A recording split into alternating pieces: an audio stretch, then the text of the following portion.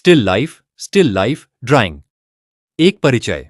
आज हम still life drawing पर बात करने वाले हैं। स्टिल लाइफ ड्राइंग करते समय हमें किन बातों का ध्यान रखना चाहिए और ग्रुप को कैसे सेट करना है, यह हम आज सीखेंगे। हम इन विषयों पर चर्चा करेंगे। ग्रुप किस तरह से सेट करें, सेट लाइट साइड लाइट को कैसे कैप्चर करें, प्रकाश किस दिशा से आ रहा है, किस दिशा में डार्कनेस है और किस दिशा में लाइटनेस है। इन सब चीजों का हम बारीकी से अभ्यास करेंगे। सबसे पहले हम सीखेंगे कि ग्रुप को किस तरह से रखा जाता है। कोई भी स्टिल लाइफ का ग्रुप हो, उसका कंपोजिशन किस तरह किया जाता है, यह आज के हमारे विषय में शामिल है।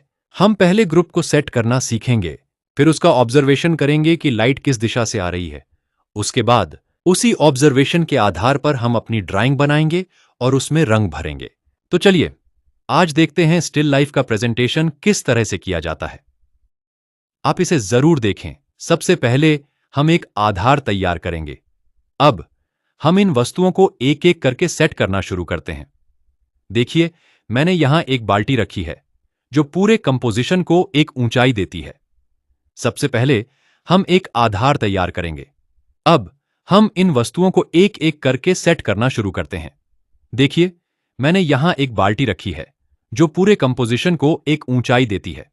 अब हम इसके साथ एक नारियल, एक फल और एक मिट्टी का बर्तन रखेंगे। जब हम ऐसी अलग अलग आकारों वाली चीजें चुनते हैं तो ड्राइंग में गहराई और संतुलन आता है। अब अंत में हम एक पानी की बोतल भी शामिल करेंगे।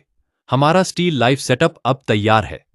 अब हमें इन वस्तुओं के आकार, उनकी परछाई और रोशनी पर ध्यान देना है। चलिए अब इसे ड्रॉ करना शुरू करते हैं। स्टिल लाइफ ड्राइंग में परछाई को समझने के लिए प्रकाश के स्रोत को देखें और ध्यान रखें कि यदि रोशनी एक तरफ से है तो परछाई हमेशा दूसरी तरफ बनेगी। वस्तु के आधार के ठीक नीचे परछाई सबसे गहरी होती है, इसलिए वहां पेंसिल का दबाव अधिक रखें और जैसे जैसे यह वस्तु से दूर जाती है इसे धीरे धीरे हल्का और धुंधला करते हुए फैलाएं ताकि वह सतह पर प्राकृतिक लगे। यदि एक वस्तु दूसरी के पीछे है तो आगे वाली की छाया पीछे वाली पर भी आएगी, इसलिए हमेशा किनारों को नरम रखते हुए छाया को गहरा से हल्का ग्रेडियंट बनाएं और कभी भी इसे एक समान काला न भरे।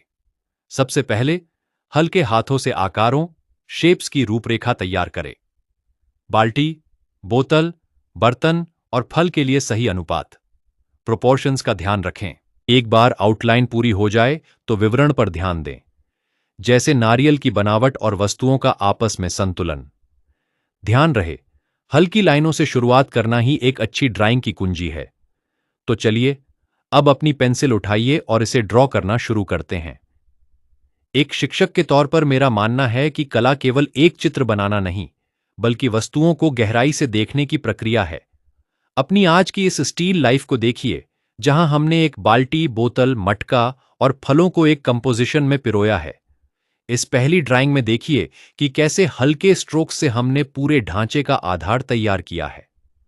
अब इस दूसरे पड्डी छाव पर गौर कीजिए। यहां रंगों का खेल शुरू होता है। जब भी आप माध्यम या कलर पेंसिल का इस्तेमाल करें तो रंगों को लेयरिंग तकनीक से भरें।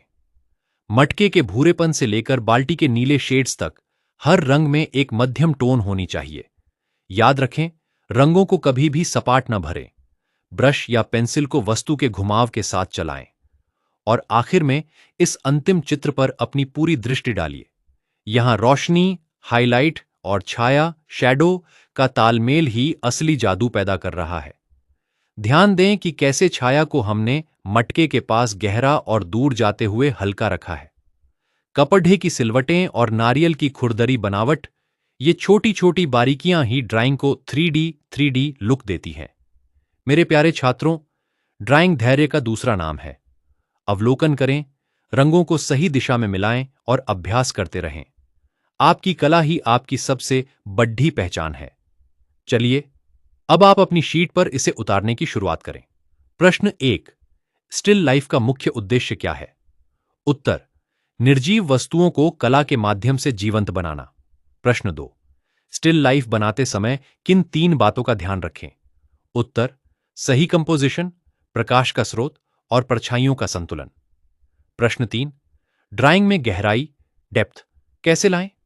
उत्तर, प्रकाश और छाया के सही तालमेल से वस्तुओं को 3D रूप देकर। प्रश्न 4, अलग नजरिया पर्सपेक्टिव रखने का क्या लाभ है? उत्तर, यह वस्तुओं को बेहतर ढंग से समझने और पहचानने की शक्ति बढ़ाता है। प्रश्न 5, क्या स्टिल लाइफ में एक ही वस्तु होनी चाहिए? उत्तर, नहीं, अलग अलग आकारों के समूह और ओवरलैपिंग से ड्राइंग अधिक प्रभावशाली बनती है। धन्यवाद।